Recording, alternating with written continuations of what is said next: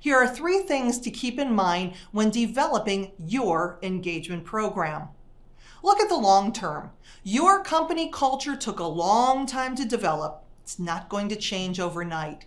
Committing to small changes over time will make a big difference. Focus on retention, not acquisition. Once you find the ideal person to hire, do everything possible to onboard them and get them acclimated to your company culture.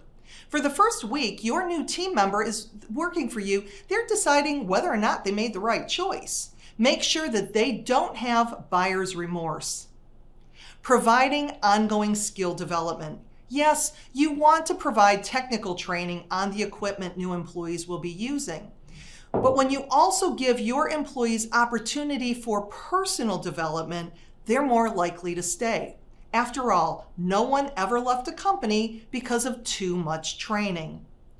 To make true change, employee engagement initiatives must start at the top.